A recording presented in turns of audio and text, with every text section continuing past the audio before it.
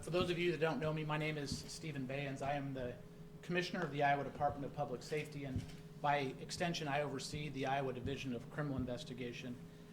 As we begin today's press conference, the Department of Public Safety wishes to express its appreciation to the Dallas County Attorney's Office for the report that they released yesterday. I can confirm that the factual statements contained in that report are accurate and consistent with our investigation. Second, I think it's important to note that the county attorney's findings were shaped through the lens of determining criminal liability. As a result, certain facts that didn't bear on that decision were not likely included. Third, the investigation conducted by the Iowa Division of Criminal Investigation was purely criminal in nature. It was not an audit or a review of the processes or the response by any party during the shooting or in the aftermath. Finally, I think it's important for everyone to understand why and why not certain things will be discussed today. We will do our best to provide the answers that we can, to provide some closure, to provide some understanding about what happened on January 4th in Perry. But by the same time, I'm not going to share certain details that some of you may hope to have.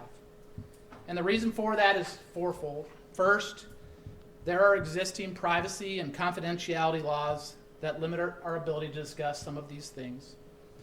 Second, the threat of copycatting or mimicking behavior is real. And in fact, it played out in this case. And so we will not be revealing security matters, operational tactics used by law enforcement or the shooter to accomplish this in an effort to prevent future school shootings. Third, as you will hear later in my words today, the shooter in this case desired notoriety. And I am not inclined to be a tool to further that end. Finally, I'm not going to dishonor the families of Amir Jolith, Principal Dan Marburger, and the rest of the victims in this case by glorifying a day of evil. So that is why you may not hear the details you desire.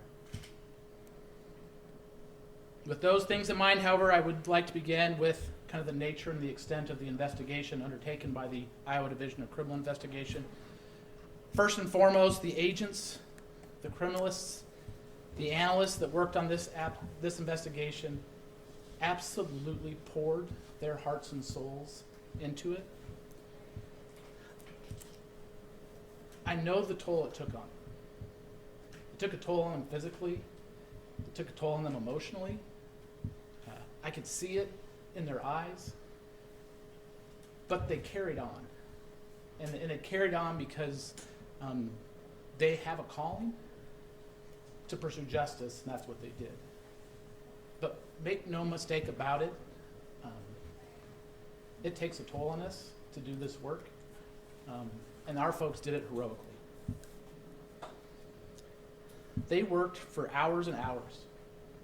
The number of hours they poured into this case was staggering. I know one agent alone worked in excess of 200 hours just on the video from the school. The tenacity they showed was inspiring. This investigation ranks among the most exhaustive and complex investigations the DCI has undertaken in its 100-year history. All told, more than 180 people were interviewed. Agents reviewed literal terabytes of digital evidence. They spent hours and hours on video footage.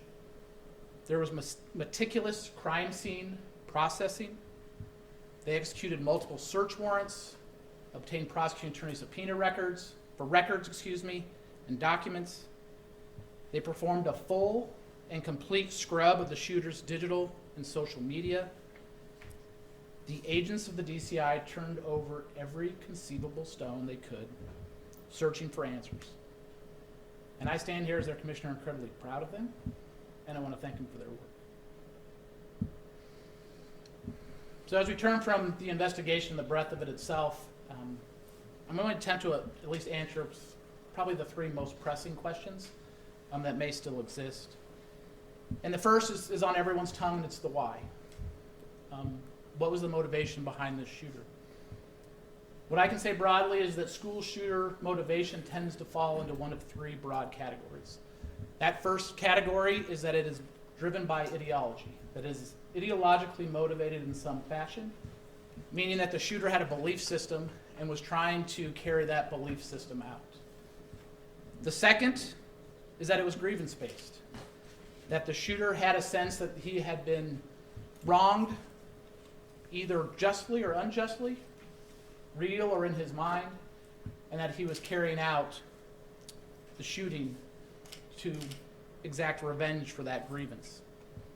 And the final is that he was simply suicidal. That he was suicidal, coupled with a homicidal intention to take others with him in an effort to gain notoriety. While it's difficult to delve into the mind of a school shooter, all the available evidence points towards this shooter being in the suicidal category. With regards to ideology, there is no evidence that this shooter held a tight belief system, and in fact, all the evidence shows that this shooter was disjointed, fractured, and inconsistent in thought. There was no theme that ran through this from a belief system standpoint, and in fact, for all intents and purposes, this shooter was a walking contradiction. Second, with regard to grievance, there was no evidence to substantiate any claim of bullying or the existence of a substantive grievance that existed. And that brings us to the final, which is that he was in fact suicidal with homicidal intentions. There is significant evidence of this shooter's fascination with prior school shootings. There is evidence of copycat behavior from this school shooter regarding prior school shootings where significant details reside in the public domain. The shooting was indiscriminate. The victims were not targeted and appeared to be a product of immediate availability. There was evidence of meticulous, week-long planning rather than an unprepared emotional response. Finally, he said as much in his own hand. We recovered write-ins from the shooter who indicated just that. He desired to be famous. He desired to commit suicide. He desired to take others with him. He told us as much, and that is the best evidence that I have of his intentions. The second question is the origin of the firearms and the improvised explosive devices recovered from Perry that day. The primary weapon used in this shooting was a 20-gauge Remington 870 shotgun. There was significant investigative efforts made to identify the source of the shotgun. I can say that agents were able to trace the original purchaser of that shotgun, and it happened roughly 20 years before the shooting. We traced it through successive purchasers where we could, but eventually that shotgun was sold in a private sale, and at that point in time, the trail went cold. The last time we could put that shotgun in a particular person's hand was roughly 10 to 15 years prior to the shooting. That being said, we can say that the shotgun did not come from the parents' home, but the best available evidence that we have, although it is not confirmed, is that the shotgun likely came from a large gun collection within the extended family, and that the shotgun was likely taken without the owner's knowledge. With regards to the Ruger .22 caliber revolver, we can say that that revolver was legally purchased by the shooter's father in 2020. The investigation revealed the revolver was unsecured in the family home. Further, there was evidence that there were ongoing conversations within the family suggesting the shooter's ability to access it. It is important to note, however, that the revolver itself was not used in the shooting. It was merely on his person at the time of the shooting. Finally, with regards to the improvised explosive device, the device was rudimentarily made. It was not particularly complex. It did not show a high degree of engineering. It was fairly simple, involved the use of generally commercial grade fireworks and some other things. There is all indications is the shooter himself constructed it. Our state fire marshal's bomb squad took a look at that device and determined that had it been detonated, it would have had a negligible impact on the surroundings. The third question that tends to be on everyone's mind is, who knew? Were there red flags in this case? And I can say that there is no evidence that any other person knew of the shooter's specific intentions on January 4th. That being said, I can say that others were aware of the shooter's general interest in school shootings. Others were aware of his fascination for violence. Others were aware of his concerning behaviors. The evidence bears that out. Those concerns, along with a number of other warning signs, were unreported or were otherwise unrecognized, but we can say that the shooter in this case did have broad behavioral issues, had broad mental health concerns, and that many of these concerns were present years in advance of the shooting on January 4th. There were no prior reports of concerns of violence to law enforcement, whether that be state, local, or federal. I think this is the time maybe to talk just briefly about what we know about school shootings and prior knowledge of it. The United States Secret Service conducted a study a number of years ago that found that 80% of school shootings, one or more persons had some level of knowledge that should have raised concerns. I can say categorically in this case that this case bears that out, that there were individuals that knew information that should have generated concerns. It should have elevated those concerns to the point of contacting law enforcement, school officials, or someone else. The evidence confirms that the shooter demonstrated what experts commonly call is a pathway to violence. That first step in that pathway to violence generally is ideation. What ideation is recurring thoughts, fantasies, or an obsession with acts of violence or the use of violence. That is ideation. There is evidence in this case that the shooter had that ideation, that he was fascinated, that he was obsessed with violence, with prior school shootings, and that sort of ideation had presented a year or more in advance of January 4th. Second, on that step, that pathway to violence is planning. Planning is kind of that movement from a generalized thought process to kind of the who, what, where, and how of executing that fascination out. We can say that there is evidence that would show that there was a dramatic shift in this shooter's thinking from ideation to planning, and that shift in thinking occurred 6 or more weeks in advance of the shooting. The third step in that pathway is preparation, that there were concrete efforts to put that plan into action. That sort of preparation may include acquiring weapons or modifying weapons, practicing, desensitizing oneself to violence, or identifying potential barriers. Again, there was substantial evidence of preparation in this case, and that preparation occurred at least 1 month in advance of the shooting and continued up until the day of the shooting.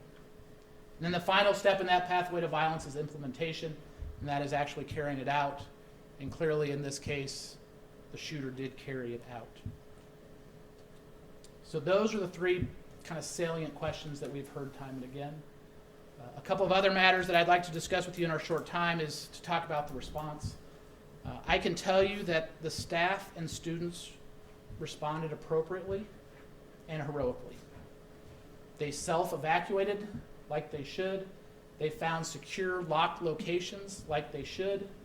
And those that found those safe, secured, locked locations were safe. Those that self-evacuated were safe. They performed as they should and acted in their own self-interest as they should. The school staff was trained in active shooter response by the Dallas County Sheriff's Office and acted in conformance with that training. I'm going to call a couple of folks out from the Perry School staff in particular. Assistant Principal Brad Snowgren is a hero. Assistant Principal Snowgren was the one that activated the school safety radio within that first 10 seconds. I can tell you that he was actively avoiding gunfire and trying to make his way to the principal's office to hit the button, to turn that radio on, to give Dallas County Sheriff's Office notice. It was heroic, and it was intentional on his part. One of the other true heroes, obviously, that we all know is Principal Dan Marburger, and he was heroic as well. I can tell you that he saved lives that day. He called the shooter by name repeatedly. Dylan, don't do it. Dylan, stop. Dylan, let's talk.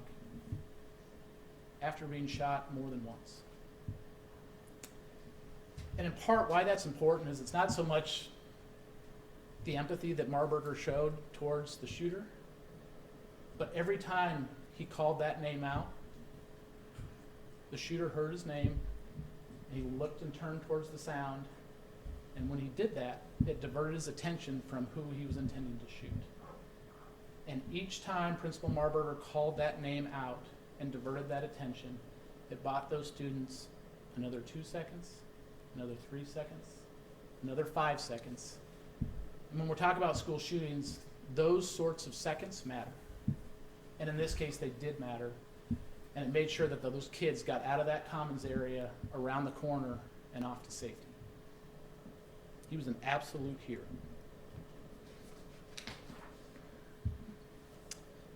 Next is the law enforcement response. As noted, Perry police officer Michaela Zager was inside the school 2 minutes and 59 seconds after the Sears radio was activated. Michaela Zager is a lion. She got out of her squad car with just a handgun, went through those doors. She did not wait for backup. She did not wait for a supervisor. She was through those doors, and she was there to protect the kids inside. That is exactly what we expect our law enforcement officers to do, and the community of Perry should be extremely proud of Michaela Zager. She did not wait. She did not pause. She did not take account of her own safety. She went headlong in to try to find that threat and did exactly what she was supposed to do. The other part that I think really gave me pause in seeing the body cam footage of what happened inside Perry is once those officers were in, you could see it in their eyes. They were fierce protectors. They were going to protect those kids. They were going to do their duty. They were going to find that threat. They were going to stop that threat. And you could see the steely reserve in their eyes. 100%. And when they finally determined that that threat no longer existed and that the shooter took his own life, the switch in those officers was immediate. They went from fierce protector to caretaker in the snap of a finger. It was remarkable. It's remarkable to see folks that can go from a lion to a lamb, go from willing to take a life if they have to do everything in their power to preserve it. That is remarkable. I get a little choked up even playing that scene through my mind again here today. But we should be incredibly proud of our police officers for their ability to do that and the compassion they show in the midst of horrible circumstances.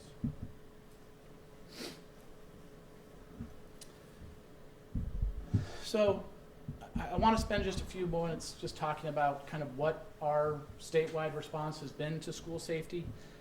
Obviously, the Governor's School Safety Bureau was initiated a number of years ago, and I just want to give everyone a little bit of a sense of kind of where things stand in that regard. To date, 5,386 teachers and civilians have received civilian response to active shooter trainings, and there are 5 current classes scheduled. Additionally, 3,731 civilians and educators and first responders have received Stop the Bleed training on how to provide immediate first aid, with 7 additional classes scheduled in the near future. 1,484 law enforcement officers have gone through active shooter training, and there are 4 additional classes scheduled. Additionally, the Iowa Department of Public Safety's Division of Intelligence have been tracking school safety threats and providing investigative assistance since that time. Since that inception, they have tracked 325 school safety tips that were received outside the Safe and Sound reporting platform, and tracked 530 within that platform. The Governor's School Safety Bureau made school safety radios available to any school that wants them. To date, 1,253 school radios have made their way to those individual schools. An additional 207 are on order, bringing that total to well over 1,400 radios provided to those schools. Additionally, the legislature impaneled a task force to examine physical hardening of schools, to put together a report of concrete recommendations to schools in terms of investment of monies to make schools more safe. That task force is ongoing, and they're expected to have a report to the legislature in December of this year. Turning to the future, one of the things that we're excited to continue to explore is the use of multidisciplinary threat assessment teams. For those of you that don't know what that is, they're used in some districts in the state already, but they're also used across the nation. But it's an opportunity to bring law enforcement, school officials, counselors, juvenile court officers, folks from different walks of life that see different aspects of kids, and bring them together. And if there is an individual that has concerning behaviors, they can look at that child holistically. They can assess potentially where on that pathway of violence that child may be, and have concrete interventions and provide off-ramps for that pathway of violence to get them the help they need kind of prior to any sort of law enforcement intervention. In closing, I just want to talk about just the pain that we feel for the families of Amir Jolith, for Principal Dan Marburger, the 6 other victims in the Perry community. Our heart goes out to them. This is an unspeakable tragedy. I can say that I was inside Perry High School on January 4th, shortly after the shooting. I walked the halls of that school. I saw the carnage that day produced. And I can tell you it left an indelible mark on my soul. And that is not something, as the commissioner, as a parent, as a dad, that I ever want to relive again.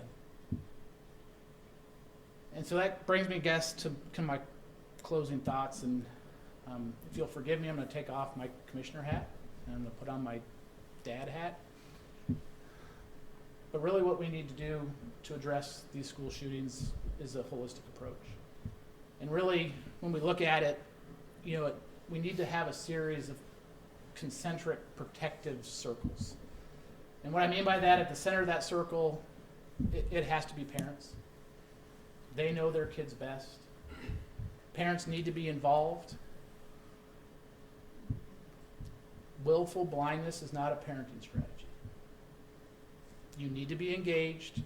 You need to be in your kids' lives. You need to set duration and content moderation on their digital devices. You need to know who their friends are. You need to be nosy. You need to go through their room. They're your kids. You have the right to do so. Please do so. With that, if you ever get to a moment where you're looking at your teenage son or daughter and you can't see the bright smiling 4-year-old that used to play in the backyard, and you don't recognize the face across from you, there's a problem. You need to intervene. If you have a child in crisis, you need to take protective measures. You need to secure firearms. You need to get firearms out of the home until that is resolved. You need to be a parent. And that next concentric circle of protection is friends, acquaintances, coworkers. When we experience, in investigators experience what's called leakage, which means that information got out somewhere, like ideation, it usually happens at that level. It happens among friends, it happens among coworkers, it happens among acquaintances, and we can say that in this case, that leakage occurred. This shooter told friends about his fascination for violence. This shooter told people online about his fascination with school shootings. That leakage occurred, and we need to get to a place where we are comfortable reporting those concerns. We have been conditioned a little bit to be polite, I think, at times, not wanting to offend, not wanting to be a snitch, whatever you want to term it, but we have been conditioned not to share those concerns. If I have one thing to implore you, is share those concerns. Share it with the teacher, share it with law enforcement, share it through the Safe and Sound app. Because I can tell you, as a member of law enforcement, I am okay with apologizing for a misunderstanding. What I am not okay with is standing in front of a mom who just lost their son or daughter to school violence. I will apologize all day long for a misunderstanding. I don't want to be in that position again of having to stand across from a parent because someone was too polite to say something. That next concentric circle is our institutions, our schools, our houses of worship, our places of employment. And I completely understand the educational mission. We need to invest in our kids. We don't want any kid to fall through the crack. We want to provide resource after resource to make those kids successful and well-adjusted and good and well-educated. But we also have to be mindful when there is a child in crisis, they present a risk. And we have to be willing to evaluate the risk that that individual child poses to the rest of that community. And we have to ask those hard questions. We have to engage those threat assessment teams. And the desire is to address those behaviors early, find something less than a law enforcement intervention, get them counseling, get them whatever else they need, and divert them away and off of that path from violence. And that final concentric circle is law enforcement. But I need to be realistic. If we get to the point where we're at that concentric circle, we are far down that pathway to violence. Law enforcement will show up. We will do what we need to do. But by the time it makes it to us, if we don't hear about it in advance, the margin to prevent these things is extremely thin. So we will continue to do our job. But by the same token, it has to be a holistic effort. So with that, I am willing to take some questions with the caveat and the reminder of where I started, which is there are certain things that I will not talk about, and I will remind you of the reasons why. Just going back real quick on the weapons, will anybody be held liable for the weapons that were used in the shooting? Our role was to investigate the facts and circumstances. We presented that complete investigative report to the Dallas County Attorney's Office. That is their province and their decisions to make, and so I can't comment on that liability because it's outside our area of responsibility. Awesome. I also have another one. A victim's mother told me that law enforcement DCI agents had told her while her son was in the hospital that there may have been another person involved in the shooting and gave her names. Is that true? And how can you reassure her that Dylan Butler acted alone? She is incorrect. And I don't and I'm not suggesting that she's being untruthful. What I am suggesting is what tends to happen in the aftermath of these, they are chaotic. It's emotional. It's hard to, at times, process information. And what I suspect happened here is that she thought she heard something, but she did not. She misheard it to the extent that she did. But I can say definitively, going back to the investigation, every person we interviewed, every petabyte, every gigabyte, every byte of digital information that exists does not suggest that there was another person involved. Commissioner, the Yes. Dallas County Attorney's Office indicated that the shooter posted on social media when the incident began and also started live streaming the event. Are you able to say where those posts were and how long that live stream was up for? He live streamed it on Instagram. It was up for a very, very short period of time. I don't believe we even have any evidence to suggest that he did not have a broad following, so it's very unlikely that anyone necessarily saw it.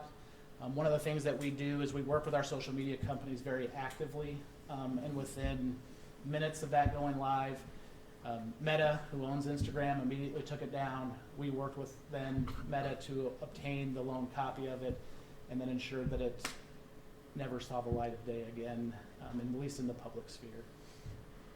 Can you describe the interactions that Butler had with the school prior to the shooting? I saw that in the files. We can say that there were documented behavioral issues in school. Beyond that, I can't go into much detail. There are certain privacy laws, FERPA, and those that would prevent us to talk further, but I can say that there were behavioral issues in the school prior. Can you say how many years? Was it like from the beginning of his high school? I can say that those presented in at least a year or more. Commissioner, you talked about the weapon that he had on him but didn't use in the shooting and that it was not kept safe. I'm searching for the right word, but it was not kept safe in the home, and there were conversations surrounding his accessibility to that weapon that wasn't used. Can you talk about those conversations and what exactly you meant by that? I can say that there was some clear discussions broadly in the home about where the firearm was, where it was located, that in particular it wasn't secured in any particular location. It wasn't in a gun safe, there wasn't a gun lock on it, those sorts of things. And that there were suggestions that the shooter had knowledge of that and that there was immediate availability to that weapon as well, and that there was some level of agreement in the family that accessibility occurred. So people are going to wonder, could his parents face charges for that? And again, our role is to provide the investigative facts to the Dallas County Attorney, and that is part of their decision-making rubric about what qualifies from an evidentiary standpoint, from a legal standpoint, to warrant charges. Commissioner, Yes, you sir. mentioned that some people ahead of time knew about this. Can you characterize one or two, several, and why these folks didn't offer this information? Is there any kind of background on that? Yeah, I can say, and to be clear, when they say knew about this, they did not know that he was going to commit a shooting. What they knew was about his fascination for violence. What they knew is he had stated interest in prior school shootings. We can say that some of those conversations happened online, in the sense of chat rooms and those sorts of things.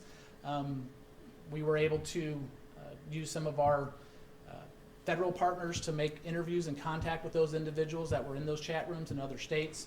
The common reoccurring theme was, in retrospect, in hindsight, I should have said something. At the time, it was an interest in true crime, those sorts of things.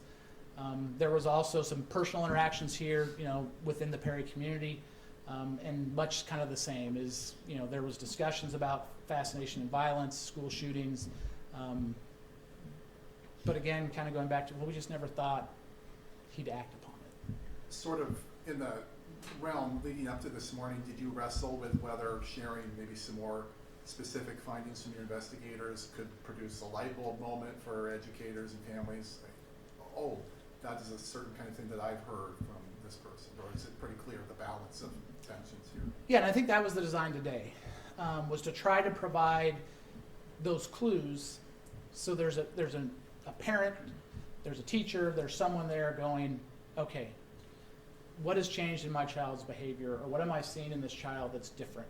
You know, if we're suddenly seeing behavioral outbursts, if you're seeing, you know, a stark change in potentially how they dress, if you're seeing kind of those outbursts, if you're seeing kind of this fractured thought processes and ideology, you need to make yourself aware of those things and report them. Did Butler's parents say that he had outbursts? All of those concerning behaviors we previously mentioned, all the evidence suggests the parents were aware of those as well. This is a really high-profile case, of course, but on a day-to-day basis in DCI, is it unusual to run into that kind of dead-end tracing weapons? It happens with a fair degree of frequency because there is a point in time where if you transfer a weapon between private parties, then the ATF does not necessarily trace that pathway. So that does happen on occasion. We traced it every time it made its way through a federal firearms licensee. But once it was sold or gifted to someone in a private sale or private gift, then that trail runs cold. Commissioner, Last question. Can you speak to the increase we've seen in reported threats to schools in general and how you're weighing these kinds of expressions of, well, yes, of course, you know, if you have concerns, you know, I'd rather apologize for a misunderstanding, but of course there are plenty of empty threats as well. There is. It has been incredibly challenging. You know, I talked about kind of that emotional and physical toll on the investigators. Well, our school safety folks have felt that as well here in the last couple of months. We went through about a 2 or 3 week stretch where we were averaging 5 a day. And the best way I can kind of liken it is at times it feels like if you have a pile of tinder and you have 100 people running with matches towards it, and you're trying to figure out which one is serious and which one is just pretending. But you gotta try to blow all of them out. That's incredibly challenging. It's really hard, but you have to run every single one of them to ground. And yes, the vast majority of these were hoaxes, cries for help.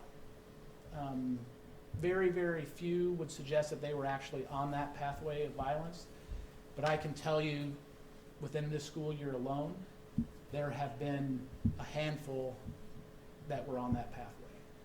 And that the Safe and Sound app, other reporting, allowed law enforcement to become involved and start trying to find those off-ramps to that pathway to violence. Commissioner, one more question. Yeah. On that note, what knowledge, if any, did law enforcement learn from this Perry situation that they will carry with them moving forward?